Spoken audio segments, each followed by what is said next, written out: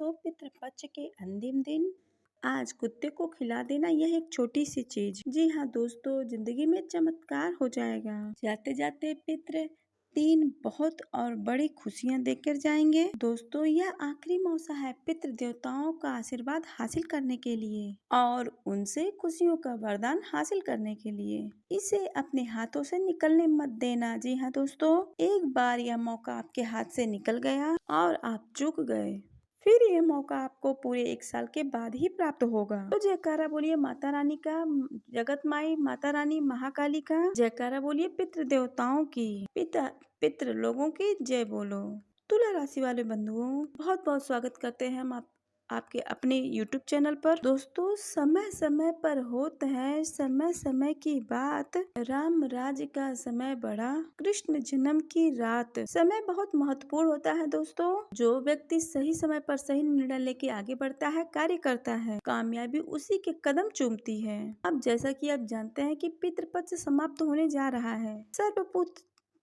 सर्वपितृ अमावस्या को संपूर्ण अमावस्या, पितृ अमावस्या यानी कि इस दिन पितृपक्ष का अंतिम दिन होगा। इस दिन हर प्रकार के पितरों के लिए पिंडदान, तर्पण और श्राद्ध कर्म किया जा सकता है, जिससे उनको मुक्ति मिले और यही अंतिम दिन होगा। और आपको बता दे, जब भी हमारे घर में कोई मेहमान आता है तो 2 ही समय ऐसे होते हैं जब वो मेहमान स्वयं भी भावुक होते हैं, दिल से सोचते हैं और कुछ विशेष करके दिल को जीत लेते हैं और विशेष करके जाते हैं। वह होता है आने का समय और जाने का समय। इसी तरह से पितृ देवता है जब हमारे जीवन में आते हैं, वह दिन भी बहुत ही खास था और यह जो जाने का जो समय है, जो जा रहे हैं, वो भी समय बहुत खास है। याद रखिए दोस्तों, जो हमारे पितृ देवता हो हमारे घर के सदस्य ही हैं और वे हमसे अभी भी बहुत प्रेम करते हैं। तभी तो मरने के बाद भी पितृ पक्ष में हमारे घर में हमारी हालचाल लेने धरती लोक पर आते हैं पूरे 15 दिनों के लिए। इसी के साथ साथ जब वो किसी से प्रसन्न हो जाते हैं तो उसे खुशियों का आशीर्वाद देकर जीवन भर उसकी रक्षा करते हैं। हर प्रकार की बुरी शक्ति से, हर प्रकार की बुरी घटना से, नकारात्मक शक्तियों से, किसी भी घटना से बचाने का प्रयास करते हैं। पितृ देवता हमारे सबसे महत्वपूर्ण रक्षक माने जाते हैं। ऐसे में हमारा भी अब धर्म बनता है कि हम भी अपने घर के बड़े बुजुर्ग, अपने पितृ पूर्वजों को उतना ही प्रेम, सम्मान और भाव दें जितना कि वे हमें दे रहे हैं। इसलिए पितृपक्ष के अंतिम दिन आप कुत्ते को यह एक छोटी सी चीज खिला देते हैं तो आपके पितृ देवता आपसे बेहद प्रसन्न हो जाएंगे। तब इसका कारण क्या है? क्योंकि पितृ देवता अब इस भौतिक संसार में, भौतिक शरीर में नहीं है, वे घूमते हैं, ऊर्जा स्वरूप हैं। कुछ विशेष जानवरों, जीव जंतुओं के शरीर में उनकी ऊर्जा वास कर सकती है। इसलिए हमारे हिंदू धर्म के अनुसार कुत्ता, गाय, हाथी और कौवा, साथ ही साथ कुछ पेड़ पौधों जैसे बरगद और पीपल में पितृ देवताओं का वास माना जाता है। पितृ देवताओं की ऊर्जा इन जीव जंतुओं के माध्यम से हमारे घर तक आती हैं। इसलिए इन जीव जंतुओं को पितृपक्ष में देवताओं का ही स्वरूप मानकर क्रियाकलापों से उनको प्रसन्न किया जाता है। और एक बात बता दें, इन सब जीव जंतुओं में कुत्ता और कौवा 2 ऐसे जीव हैं जो पितृ देवताओं के सबसे करीब होते हैं। इसके बहुत सारे और भी कारण हैं, पौराणिक कारण हैं, लेकिन अभी हम उनके बारे में बात नहीं करेंगे। अभी बस आप इतना समझ लीजिए कि कुत्ते से और कौवे से पितृ देवताओं की बहुत अधिक नजदीकी होती है। इसलिए यह एक विशेष क्रिया जो हम आपको बता रहे हैं, यह आपको सीधे पितृ देवताओं से जोड़ देगी और पितृ देवताओं को विशेष खुशी और आनंद प्रदान करेगी। साथ ही साथ जब पितृ देवता प्रसन्न हो जाएंगे, तृप्त हो जाएंगे, ऊर्जावान हो जाएंगे, वे आपको हमेशा के लिए खुशियों का आशीर्वाद देंगे। हमेशा वे पूरी शक्ति के साथ आपकी रक्षा करेंगे और आपके जीवन में आने वाली हर परेशानी को आने से पहले ही दूर कर देंगे। साथ ही साथ जो आपके जीवन में परेशानियां चल रही हैं, उसको अभी साथ ही साथ निराकरण करेंगे, उसको दूर भी कर देंगे। इसके साथ साथ आपके ऊपर अगर कोई भी तांत्रिक क्रिया, नजर दोष, टोटका आदि से भी आपकी रक्षा करते हैं। याद रखिए, जब पितृ देवता प्रसन्न होते हैं तो जातक के आसपास एक रक्षा कवच का निर्माण कर देते हैं। तब फिर आप चाहे घर में रहें या घर के कहीं भी बाहर जाएं, हर तरफ आपको सुरक्षा प्राप्त होगी और किसी भी प्रकार की नकारात्मक ऊर्जा आपका कुछ बिगाड़ नहीं पाएगी। हमारे पुराण यह कहते हैं कि जैसे भी जातक के ऊपर जिस जातक के ऊपर पितृदेवताओं की कृपा नहीं होती है, उस जातक के ऊपर कोई भी देवी देवता आशीर्वाद नहीं दे सकते हैं, क्योंकि प्रथम पूज्य तो पितृदेवता ही हैं। तो अगर वे ही आपसे नाराज हैं तो कोई भी देवी देवता आपसे प्रसन्न कभी नहीं हो सकते हैं।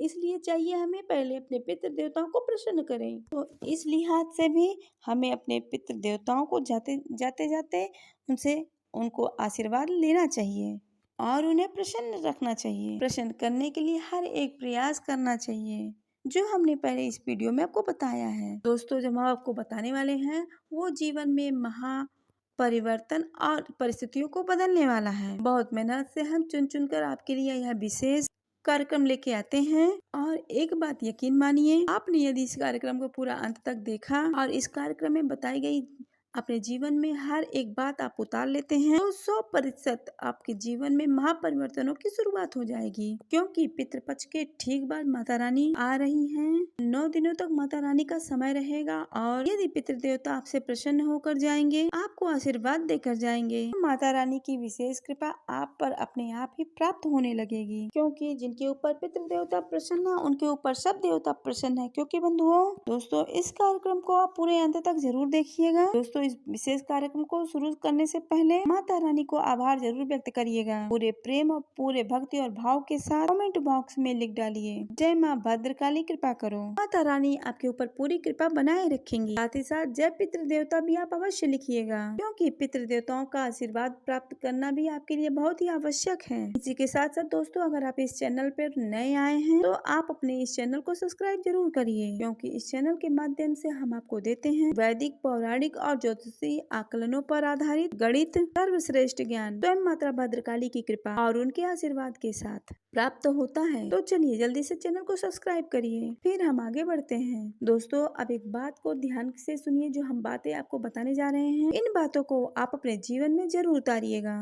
पूरे श्रद्धा और भाव के साथ इस क्रिया को करिएगा, तब आपको लाभ भी प्राप्त होगा और हमारी मेहनत भी सफल होगी। अब हम ऐसा क्यों बोल रहे हैं, इसके पीछे भी एक कारण है कि आप हमारे द्वारा सुनी गई बातों को सुन तो लेते हैं, उसे अपने जीवन में उतारते नहीं हैं। कुछ लोग ऐसे हैं जो कि आलस से दिखाते हैं, कुछ सोचते हैं अरे ये ऐसे ही बोलते हैं, होती ही रहती हैं, इससे कुछ नहीं होता है, यानी कि आलस भी है और अविश्वास भी है। कुछ लोग ऐसे होते हैं, हाँ हाँ करेंगे जरूर, लेकिन धीरे धीरे समय के साथ उसे टालते जाते हैं, क्रियाओं को करते नहीं हैं। कुछ लोग क्रियाएं करते तो हैं, लेकिन उनके अंदर भाव नहीं होता है। अभाव के साथ क्रियाओं को करते हैं तो उन्हें लाभ प्राप्त नहीं होता है। अब मन में अभाव यानी किसी भी क्रिया करने को देवताओं से जुड़े हुए उपाय कोई भी कार्य है, उनके प्रति मन में भाव की कमी क्यों रहती है? जरा इसके बारे में विचार करके देखते हैं कि मन में किसी भी क्रिया के प्रति अभाव आता ही क्यों है, जबकि वह क्रिया देवी देवताओं से जुड़ी हुई है। हम भी आपको बार बार कहते हैं, जो भी क्रिया हम आपको बता रहे हैं, बार बार बता रहे हैं, वे हमारे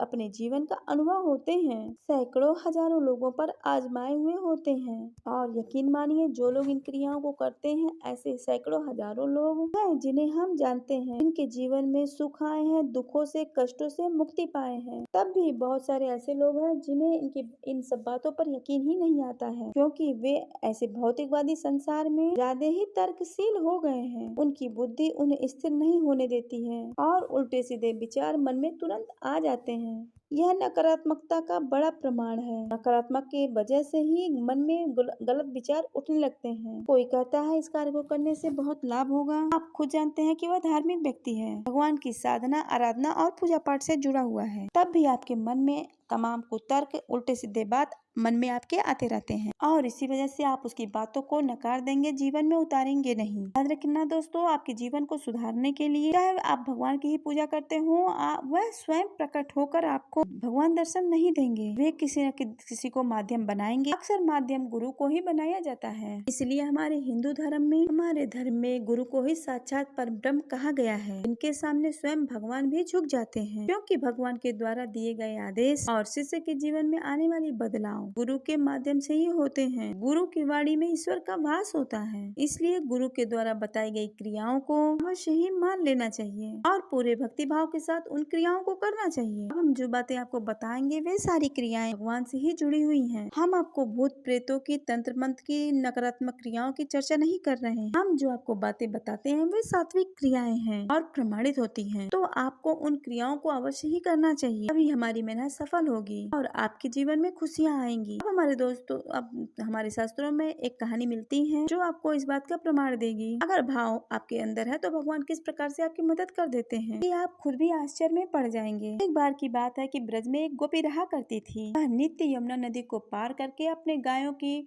दूध, दही और मक्खन को बेचने उस पार जाया करती थी। एक बार उसको पता चला कि एक संत नदी के उस पार आए हैं और वे बड़ी ज्ञान की बातें बताते हैं। तो वे गोपी वहाँ चली जाती है उन संत महात्मा के पास और उनसे ज्ञान की बातें जानने लगती हैं, यानी कि उन्हें सुनने लगती हैं। संत प्रवचन में कह रहे थे कि इस कलयुग में भगवान का नाम ही एक ऐसा आधार है जो किसी को भी इस भवसागर से पार करा सकता है। कलयुग केवल नाम आधारा, सुमर सुमर जन उतरे पारा। गोपी के मन में यह भाव बैठ गई। वह बहुत सीधी सादी और बहुत सामान्य थी। दुनियादारी के तर्क कुतर्क से उसका मन दूर, उसका मन शांत और पवित्र था। दुनियादारी के झंझटों में वह नहीं रहती थी। तो उसने इस बात को बड़ी गहराई से मान लिया कि जब संत कह रहे हैं तो बात सही ही होगी। जरूर भगवान के नाम में बहुत शक्ति होगी। एक बार अगले दिन ही वह दूध, दही, माखन का जो घड़े होते थे उन्हें लेके नदी के उस पार जा रही थी। नदी के किनारे खड़ी हुई, नदी पार करनी थी उसे संत की बात याद आई और कि संत कह रहे थे भगवान का नाम लेने से यह भवसागर भी पार किया जा सकता है। फिर उसके मन में आया, तो छोटी सी नदी ही है कि क्यों ना भगवान का नाम लेने से यह नदी भी पार कर लेते हैं। वह भोली भाली बेचारी बहुत ही मासूम थी। भगवान को भोले भाले लोग बहुत ही प्रसन्न आते हैं। तो जैसे ही उसने भगवान का नाम लिया पूरे भक्ति भाव के साथ और आंख बंद करके उसने कदम आगे बढ़ाया, तब वह पानी पर भी ऐसे चल रही थी जैसे कि वह जमीन पे चल रही हो। यही है भगवान के नाम की महिमा। वह नदी पार करके चली गई। अब रोज का उसका यही काम हो गया। वह रोज इसी तरह से नदी पर चलकर जाती।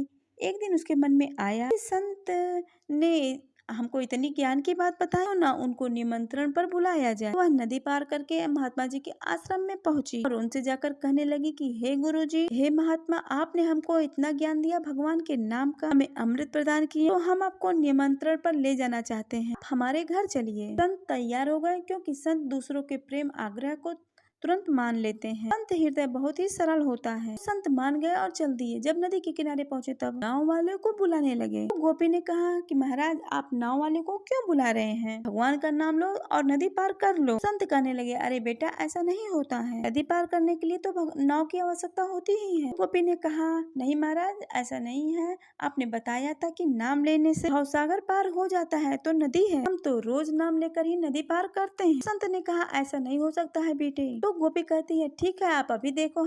तो वह भगवान का नाम लेती है और नदी पार कर देती है। नदी पर चलने लगती है। संत को देखकर बड़ा ही आश्चर्य होता है। संत की बुद्धि तर्कशील थी। उन्होंने दुनियादारी देखी थी। वे सब कुछ अच्छे बुरे का हिसाब किताब लगाते थे और तर्क कुतर्क भगवान को बिल्कुल भी पसंद नहीं है। संत ने सोचा कि चलो, यह चल रही है तो हम भी चल देते हैं। भगवान का नाम लेके जब भी पैर रखते हैं, टपाक से पानी में गिर जाते हैं। अब यहाँ से आपको क्या ज्ञान मिलता है? संत तो भगवान का ध्यान करते ही थे, उनका नाम लेते ही थे, फिर भी उनके ऊपर सिद्ध नहीं हुआ यह नाम, क्योंकि वहाँ पर भाव की कमी थी। भाव की कमी क्यों हो जाती है? भाव की कमी इसलिए नहीं हो जाती कि आप भगवान को नहीं मानते। भाव की कमी तब हो जाती है जब दो विचार मन में चल रहे होते हैं। एक विचार कहता है कि हाँ, यह सच हो सकता है। दूसरा विचार कहता है कि यह झूठ भी हो सकता है। पता नहीं सच होगा कि नहीं होगा, काम होगा कि नहीं होगा, यानी कि शंकाएं उत्पन्न होने लगती है। और जब शंका जहाँ होती है, और शंका एक ऐसा विषैला बीज है जो कभी भी भक्ति के पौधों को उत्पन्न ही नहीं होने देता है। जी हाँ बंधुओं, अगर यह आपके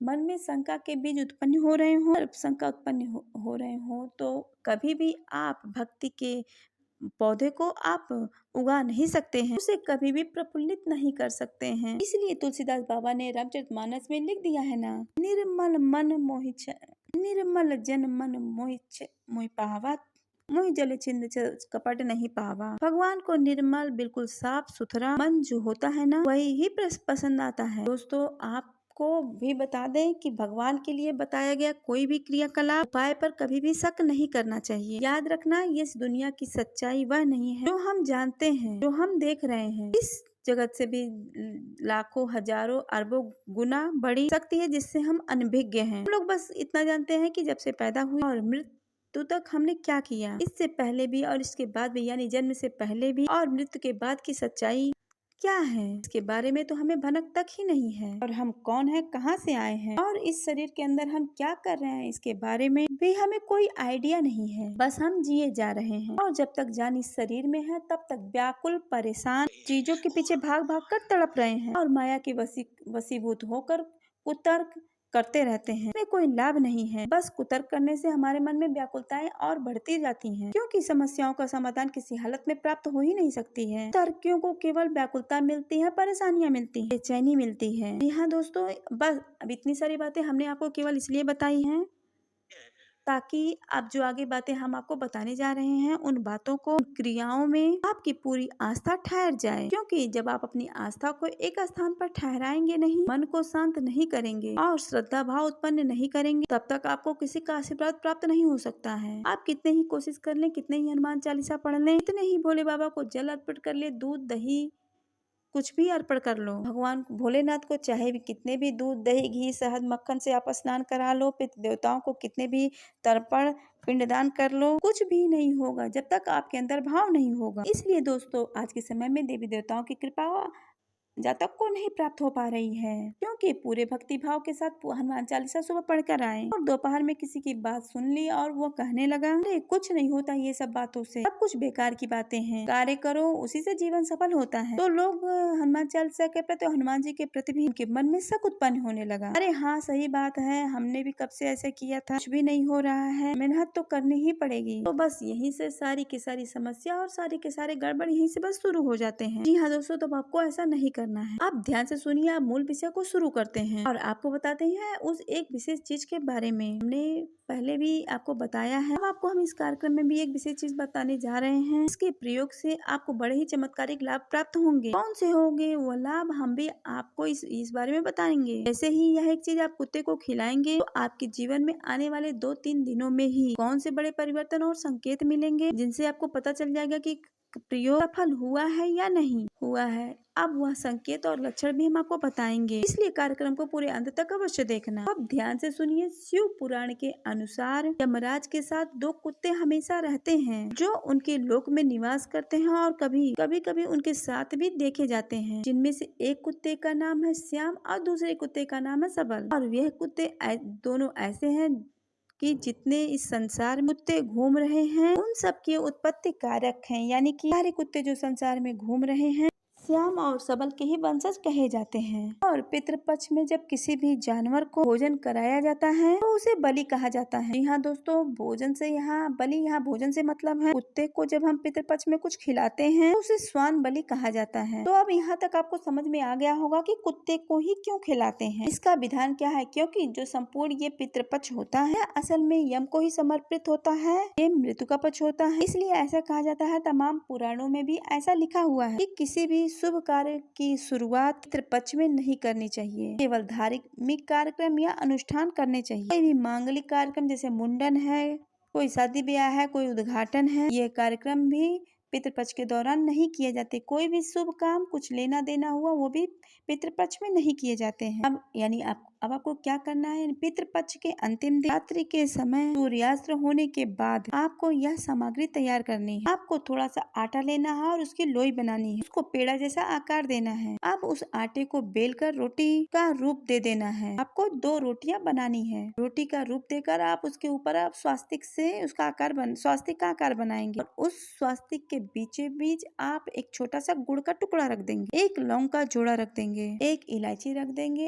और बिल्कुल थोड़ा सा हरा कुश रख देंगे, इसे हवन के समय में उंगली में पहना जाता है। उस कुश का एक छोटा सा टुकड़ा रख देंगे, ज्यादा बड़ा नहीं, बिल्कुल थोड़ा सा टुकड़ा रख देना है। यह पितरों को अत्यंत प्रिय होता है। साथ ही साथ कुछ जौ के दाने भी में उस रोटी में स्वास्तिक के बीचों बीच में उस जौ को भी रख देना है। इसके बाद पुनः उस रोटी को बिगाड़ कर, यानी कि उसको बिगाड़ कर उसको लोई बना देंगे। इसके बाद पुनः आप उसे बेलकर एक रोटी का आकार देंगे। इसका तात्पर्य यह है कि स्वास्तिक समस्त शक्तियों को केंद्र करने का कार्य करता है। स्वास्तिक आकाश तत्व का प्रतीक होता है। जब आप स्वास्तिक के अंदर इन सब चीजों को रखते हैं, सारी शक्तियाँ, सारी जो शक्तियां हैं उस लोई के अंदर केंद्रित हो जाती है। आप उसे पुनः बेलकर रोटी का रूप दे देंगे और उस रोटी को तवे पर सेक देंगे।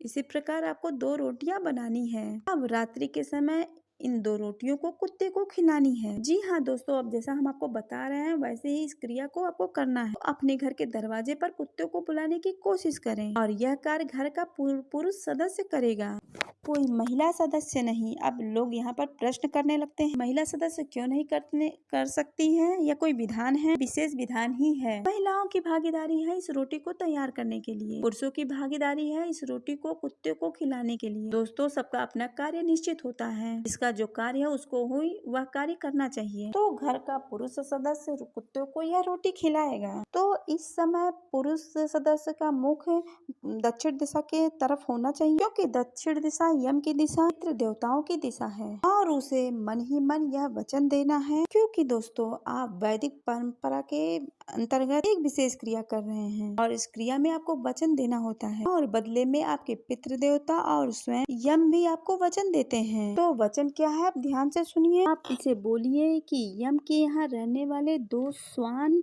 जिनमें एक का नाम है श्याम और दूसरे का नाम है सबल, दोनों सबलों को मैं ये भाग समर्पित करता हूँ। इस तरह आप जितनी भी बार यह बात बोलते हैं, उतने समय तक वे श्वान वे कुत्ते भोजन कर रहे हो, इस बात को आपको बोलते रहना है। यानी कि यम के यहाँ निवास करने वाले दोनों श्वान, श्याम और सबल को मैं भोजन प्रदान करता हूँ, यह भाग समर्पित करता हूँ। यह आपका वचन है। अगर आप यह अपने वचन के साथ श्वान बलि को यह भाग समर्पित करेंगे तो बदले में आपके पितृ देवता आपसे प्रसन्न होकर आपका जीवन भर रक्षा करने का, तो आपका जीवन भर रक्षा करने के लिए आपका वचन समर्पित करेंगे, अपना आशीर्वाद आपको समर्पित करेंगे। और यम देवता, जिसे यानी हम यमराज कहते हैं, आपको आशीर्वाद देंगे जिससे कि आपके घर में किसी की भी अकाल मृत्यु नहीं होगी। इस बात का वचन आपको देंगे। जी हाँ दोस्तों, यह बहुत बड़ी बात है और शिव पुराण में इसका स्पष्ट रूप से वर्णन मिलता है, इसलिए इस बात पर शक करना बिल्कुल भी मूर्खता होगी। अब भूलकर भी अपने मन में कुतर्क लेकर बिल्कुल भी ना आए। सारी बातें प्रमाणित हैं, सांच को आँच नहीं, त्यक्ष को प्रमाण नहीं, सारी बातें प्रमाणित हैं। कुतर्क में ना पड़े। इसी विधि के साथ आप श्वान बलि का यह कार्यक्रम पितृ अमावस्या के दिन करिए और इसके बाद आपकी सारी मेहनत सफल हो जाएगी। नियम सारे बता दिए हैं, ज्यादा कठिन नहीं है, बिल्कुल इसी अनुसार आपको करना है। जब आप इस क्रिया को कर देंगे तो अगले दिन से ही आपको परिणाम दिखाई देने शुरू हो जाएंगे, यानी कि तुरंत आपको सकारात्मक बल मिलने लगेंगे। जहाँ जहाँ जीवन में रुकावटें आ रही थी, वहाँ से वे धीरे धीरे दूर हटने लगेंगी। कोई काम बन नहीं रहा था, काम बनते बनते रुक रहा था। घर में किसी प्रकार की बीमारी है, किसी प्रकार का कलेश है, वह भी धीरे धीरे समाप्त हो जाएगा। और सबसे बड़ी बात है कि घर में धन के आगमन के नए नए स्रोत बनने शुरू हो जाएंगे। जी हाँ दोस्तों, धीरे धीरे और भी सारी चीजें होंगी जो धीरे धीरे आप स्वयं महसूस करने लगेंगे। बस पूरे भक्ति भाव के साथ आप इस उपाय को, इस क्रिया को कर जरूर लीजिएगा, क्योंकि यह मौका आखिरी मौका है। फिर पूरे 1 साल के बाद ही यह मौका आपको हाथ लगेगा। फिर आपके जीवन में 1 साल तक जो कुछ भी होना है वह इस दिन पर ही एक निश्चित ही निर्धारित हो जाएगा। अब हम आपको जो बातें बताए हैं, उम्मीद करते हैं कि आपको अच्छी तरह से समझ आ गई होगी। कुछ हमने आपको विस्तार से बताया।